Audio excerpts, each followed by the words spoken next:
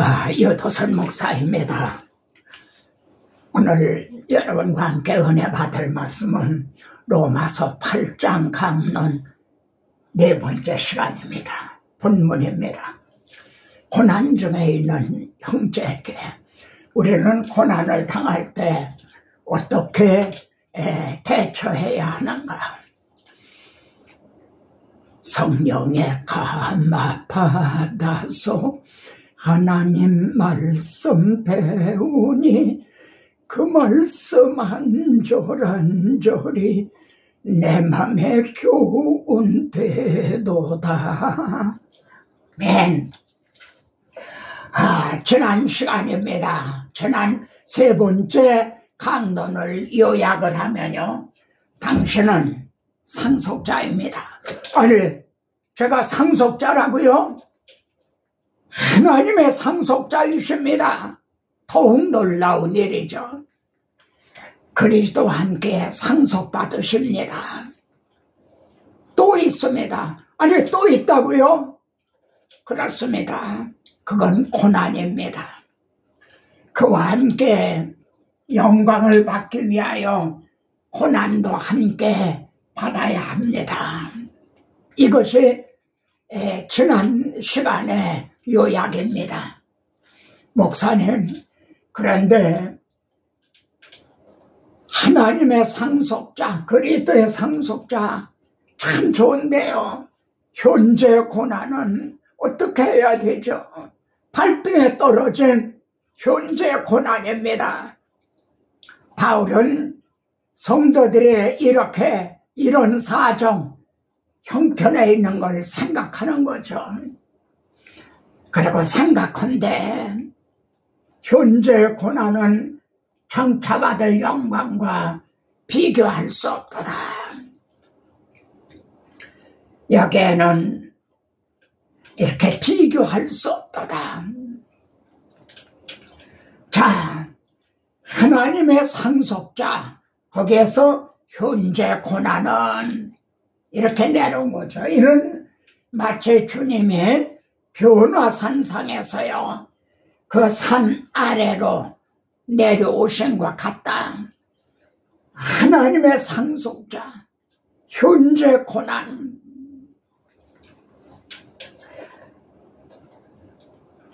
그 변화산상의 기사는 마태복음 17장에 등장합니다.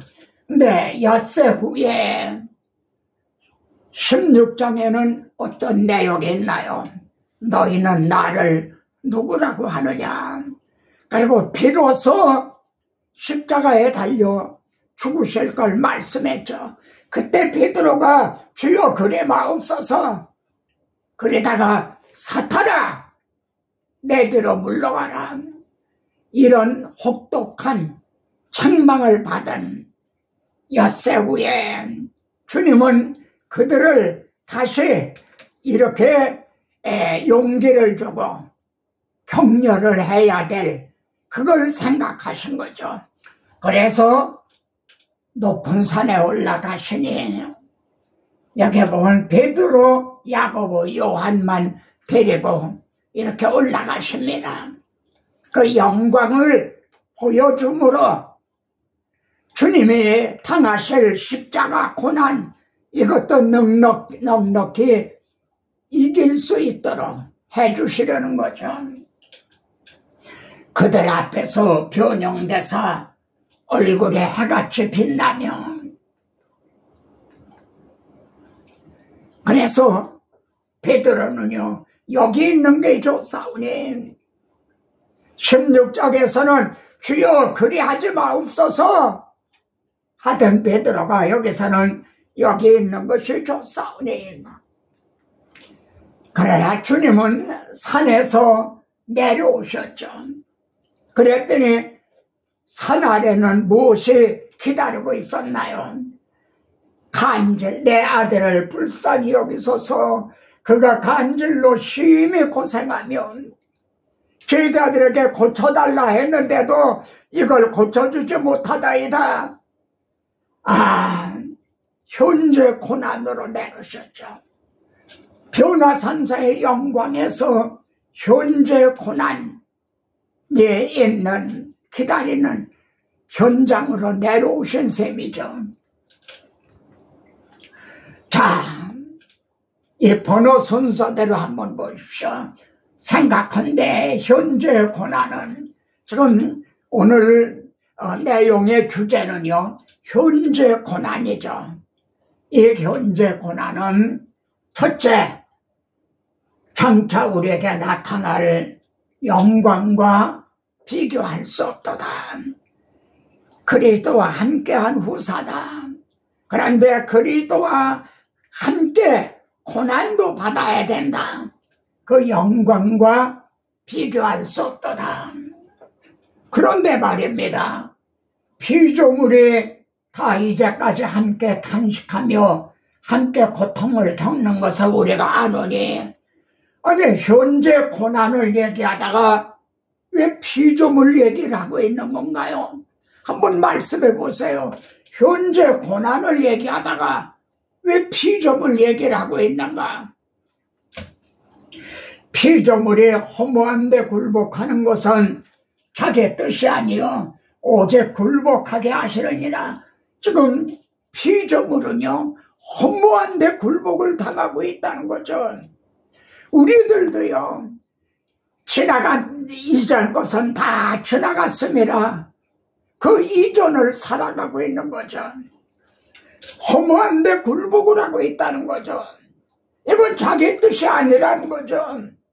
왜 이렇게 허무한데 굴복하게 됐나요? 오직 굴복하게 하시는 하나님의 통치, 하나님의 다스림을 받기를 원한다는 거죠. 근데 지금은 허무한데 굴복을 당하고 있다. 우리들도 마찬가지인 거죠. 피조물도 썩어짐의 종로로 해방되어 지금은 썩어짐의 종로로 하고 있는 상태에 있다. 하나님의 자녀들의 영광의 자유에 이르는 것이라. 여러분, 영광의 자유가 뭡니까? 오 자유, 오 자유, 나는 자유하리라. 지금 우리의 자유는요 영적인 자유예요. 영광의 자유는 아닌 거예요. 고난도 당하고 병들기도 하고 죽기도 하고 영광의 자유에 이르는 것, 하나님의 자녀들의 영광의 자유에 이르는 것. 그래서요 성령의 처음 익은 열매를 받은 우리까지도 성령의 처음 익은 열매란 뭔가, 우리가 구원을 얻었지만요 아직 완성된 건 아니라는 거죠. 그런 뜻이죠. 그래서 속으로 탄식하며 양자될 것, 우리의 몸의 성량을 기다리라니. 지금 우리는 영은 성량을 받았어요. 영은요. 근데 몸은 아직 아니잖아요. 예? 몸은 늙어가고 썩어져가고, 그래서 썩어져감의 종들은 우리 성도들도 아직 이런 상태에 있는 거죠. 그래 우리의 몸의 속량을 기다리나니 이것이 영광의 자유인 거죠. 우리 죽을 것이 썩을 것이 썩지 아니함을 입고 죽을 것이 죽지 아니함을 입으리로다. 우리들의 낮고 천한 몸이 주님의 영광의 몸과 같이 영화롭게 될 때 그의 영광의 자유여 몸의 속량을 기다리나니라. 우리가 소망으로 구원을 얻었으면 우리가 현재 구원을 얻었어요. 그런데 온전한 구원은 소망으로 남아있다는 거죠. 몸의 속량을 기다리나니라. 그래서 소망으로 구원을 얻었으면 그러면 어떻게 해야 되나요? 참음으로 기다릴지니라. 참음으로 기다릴지니라. 이렇게 말씀합니다. 그리고 성령도 우리 연약함을 도우시나니, 여러분 첫째, 우리는 고아가 아니라는 겁니다. 성경에 말할 수 없는 탄식으로 우리를 위해 간구하신다. 쉽게 말하면 성령과 함께 고난을 받는다는 거죠. 주님과 함께 영광을 받기 위하여 주님과 함께 고난을 받아야 할지니라. 지금 우리가 고난을 당해도 나는 고아가 아니다. 혼자가 아니라 내 안에 계신 여러분 속에 내주하시는 성령과 함께 고난을 받는다. 왜 이렇게 말씀하나요? 우리나라 속담에요. 매를 맞아도 함께 맞으면은 좀 낫다 이런 말이 있잖아요. 우리가 고난을 받지만 피조물도 함께 고난을 당하고 성령님도 내 안에서 함께 지금 고난을 당하고 계신다. 이렇게 증언하고 있는 거죠. 그래서 성도들에게요, 고난에 대한 이해와 시야를 넓혀주고 있는 거죠.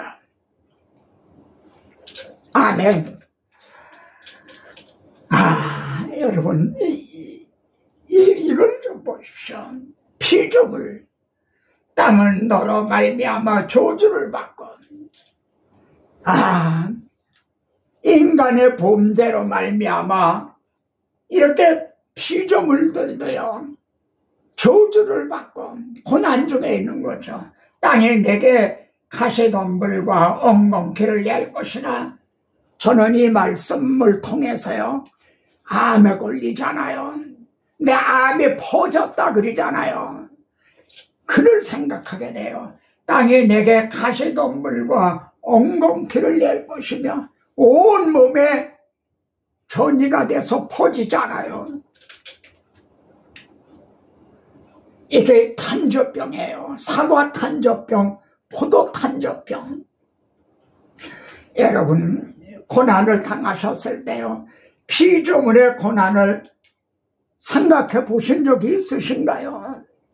자신의 고난만 네 안에 피조물들도 너로 말미암아 이렇게 고난당하고 있다는 이걸 생각해 보신 적이 있나요? 시야가 이렇게 넓어져야 된다는 거죠. 그리고요, 자기 아들을 죄 있는 육신의 모양으로 보내어 육신의 죄를 정하사 육신을 입고 오셨죠. 그래서 그 육신의 죄를 정하사 우리 대신 십자가의 고난을 받으신 거죠. 로마서 8장 3절에서 이렇게 말씀합니다. 오늘 본문은 8장 17절, 18절의 말씀이죠. 자기 아들을 죄 있는 육신으로 보내요. 누가 그렇게 보내셨어요? 하나님 아버지가 보내서 육신의 죄를 정하사 우리는 다 양같이 그릇 행하여 각기 제 길로 갔거늘 여호와께서는 우리 모두의 죄를 그에게 감당시키셨도다. 그래서 그와 함께 영광을 받기 위하여 고난도 함께 받아야 할 것이라. 여러분, 고난을 받으셨을 때 주님의 고난을 생각하시나요? 자신의 고난만 생각하시나요? 주님의 고난을 생각하시나요? 욥기에 보면요, 욥이 1, 2장에서는 잘 감당하더니 3장에서는요, 어찌하여 그랬었더라면 이렇게 탄식합니다. 어찌하여 내가 이런 고난을 당합니까? 내가 뭘 잘못해서 이런 고난을 당합니까? 차라리 내가 태어나지 않았더라면, 엄마의 젖을 빨지 않았더라면, 태어날 때 죽어서 나왔더라면, 욥은 이렇게 탄식을 해요. 근데 신약에서 베드로나 바울이나 이분들은 어찌하여 하였었더라면 이런 말이 없어요. 어떤 차인가요? 욥은 구속자가 이 땅에 오실 거는 그건 믿었어요. 그러나 그분이 우리를 위하여 대신 죽으셔야 된다고 그건 몰랐어요. 그 이전, 주님의 십자가 지시기 이전 사람인 거죠. 그런데 바울이나 베드로는 주님의 고난당하신 이후 아니에요. 하나님의 아들이 내 죄를 위해서 이런 고난을 당하셨는데 내가 고난을 당한다고 해서 어찌하여 하였었더라면 그럴 수가 있나요? 그러면 사도가 말하는 고난은요, 지금 우리들의 고난과는 차원이 다릅니다. 사도가 말하는 고난은 뭔가요? 다가오는 네로의 그 박해입니다. 사자의 밥이 되고 말이죠. 이 고난, 사람들을, 그리스도인들을 화용을 시키는 이런 고난입니다. 누가 우리를 그리스도의 사랑에서 끊으리요? 환난이나 곤고나 박해나 기근이나 척신이나 위험이나 칼이랴. 사도가 지금 현재 한 고난은 이런 고난이에요. 오늘 우리들이 당하는 고난하고는 차원이 다른 고난이라는 거죠. 그래서 오늘 본문을 요약을 하면 세 가지 요점이 있어요. 탄식을 해요. 탄식. 그리고 나타날 거를, 즉 주님의 재림을 기다린다는 거죠. 세 가지 요점입니다. 이렇게 나타날 영광, 하나님의 아들이 나타나기를 이는 주님의 재림을 이제 의미하죠. 피조물도 탄식하고 성도들도 탄식하며 성령도 탄식하면서요, 나타날 것을 기다린다는 거죠.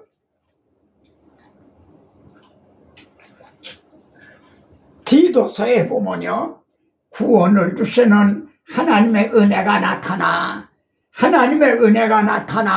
그게 뭐죠?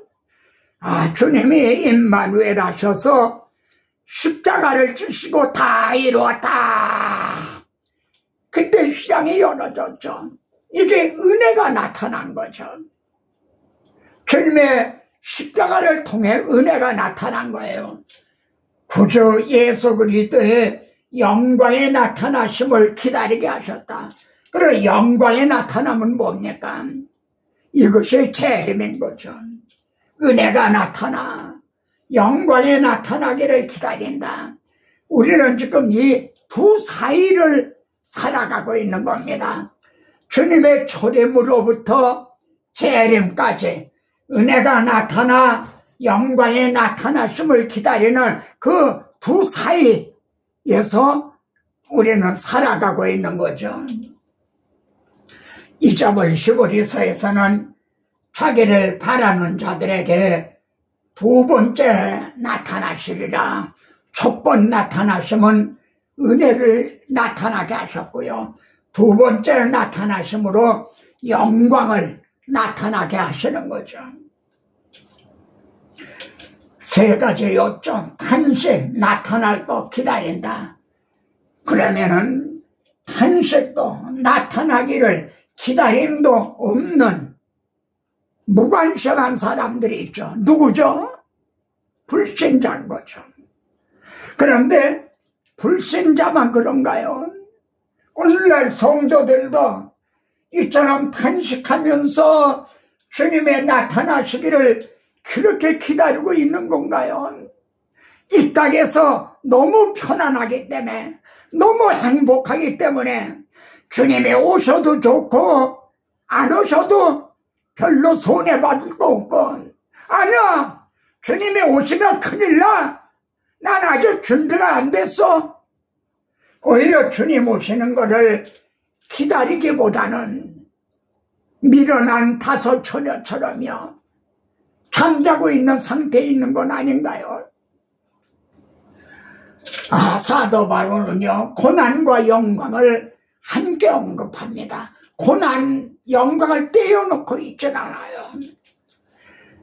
하나님의 영광을 바라고 즐거워하느니라. 우리가 환난 중에도 즐거워하나니 영광과 환난을 같이 말씀하죠.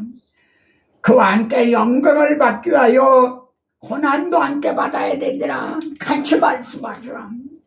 우리의 잠시 받는 환난에 경한 것이 지극히 크고 영원한 영광에 중한 것.